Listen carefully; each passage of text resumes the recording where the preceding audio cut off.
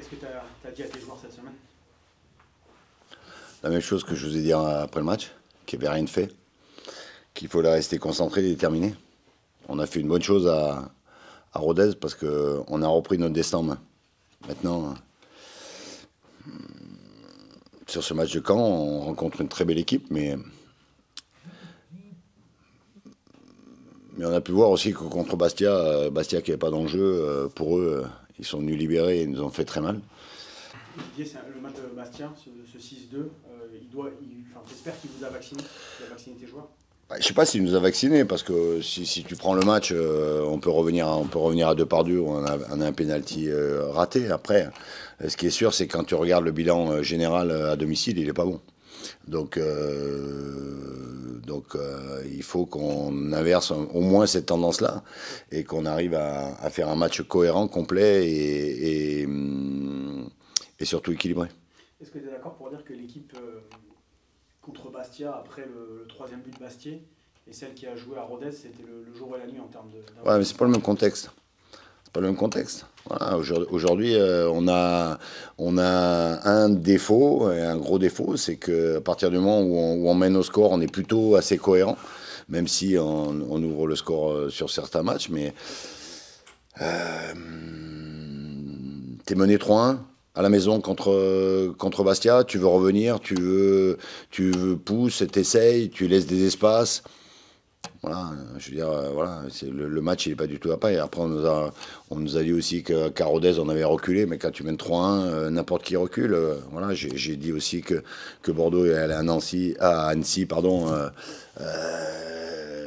Est-ce que tu pensais que Bordeaux allait perdre à Annecy? Voilà, la pression, elle est pour tout le monde. Aujourd'hui, c'est comme un tennisman hein, sur le dernier point. Hein, il y a toujours le bras qui tremble. Hein, donc c'est celui-là, il faut essayer qu'il tremble le moins possible pour qu'on puisse faire un résultat demain.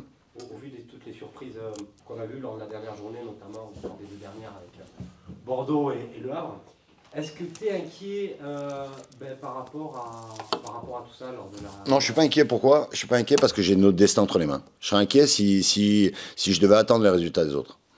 Voilà. Aujourd'hui, j'ai pas à attendre le résultat. On n'a pas à attendre le résultat des autres. Aujourd'hui, on doit faire ce qu'il faut. Il va y avoir du monde au stade. Le public va être plein.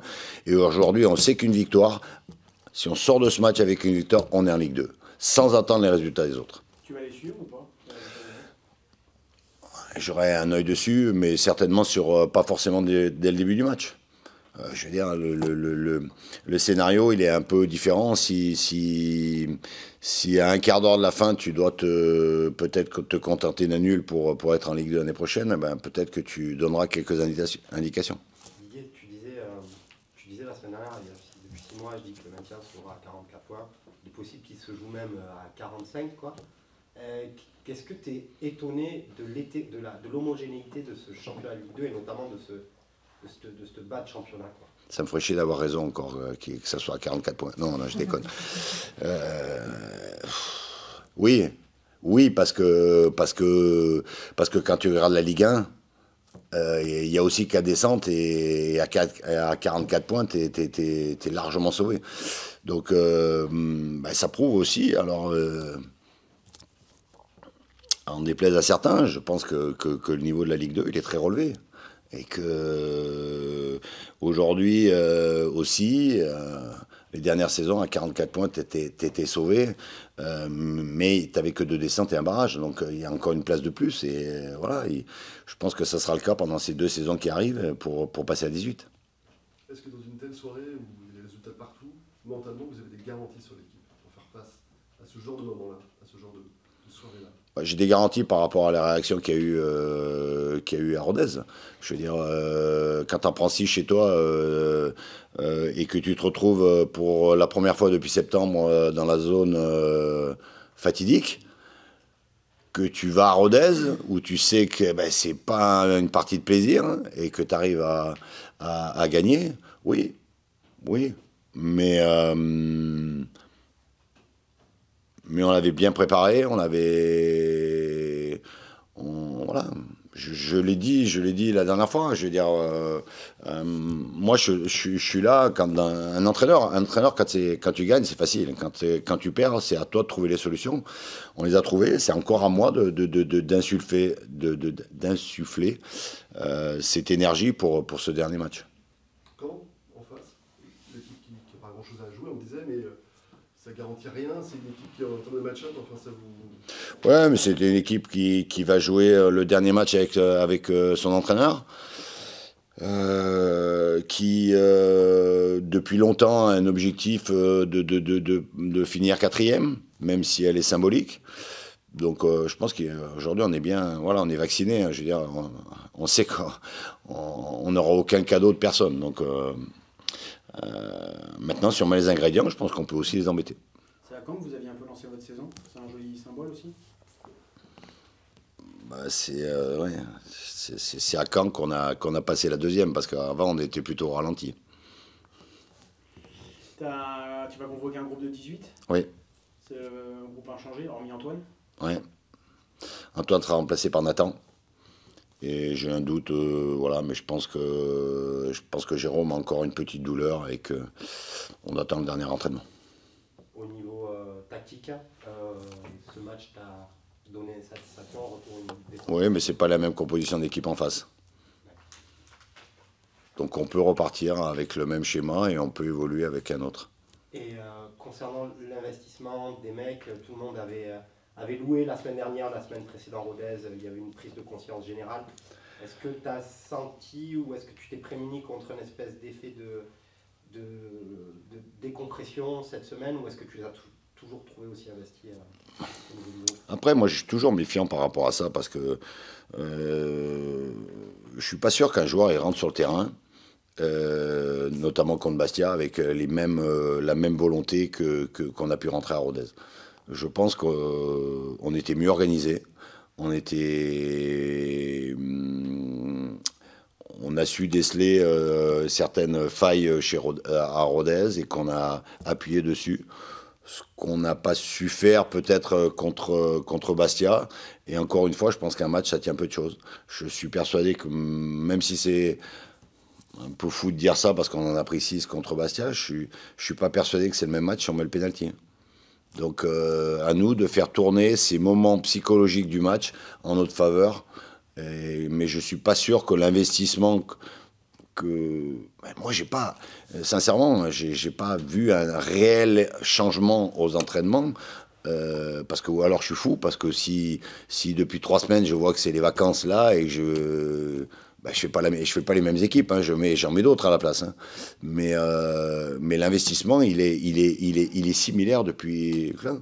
Alors le fait d'être dans la zone t'amène à en faire un petit peu plus, et j'ose espérer que le fait en sachant que c'est le dernier match et qu'il faut une victoire pour ce dernier match, va nous amener aussi ce petit plus.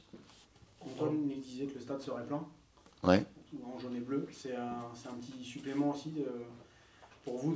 Voilà, vous avez réussi à créer quelque chose en 2 ans. Oui. Ben, je l'ai dit. Je veux dire, aujourd'hui, tu fais du monde, tu pérennises un public par ton jeu, par des valeurs et par l'ancienneté que tu as dans cette Ligue 2. Donc aujourd'hui,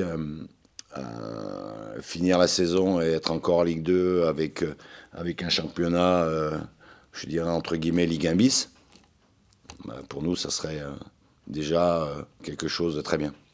On a pas mal parlé du match contre Bastia. C'est vrai qu'il y a quelques similitudes, notamment par rapport au classement avec Caen. Vous avez fait une très bonne entame contre Bastia. Là, ça sera encore la clé, parce que c'est peut-être l'opportunité, si tu fais un gros quart d'heure, de faire un peu baisser de pied les canets.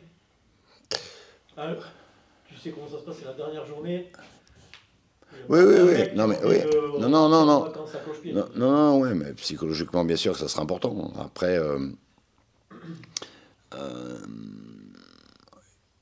ce match, il faudra jouer de toute façon avec le cœur, les tripes, mais il faut jouer avec la tête aussi.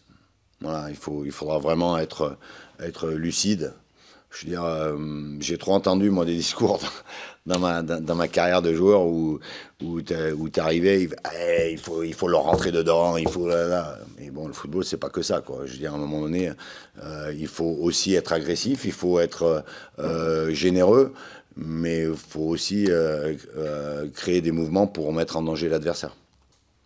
J'ai vu la conférence de presse du PSG, il y avait un confrère qui demandait à Galtier quelle question il se poserait à lui-même.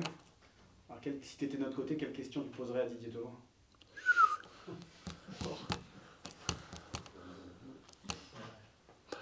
Moi, je sais pas.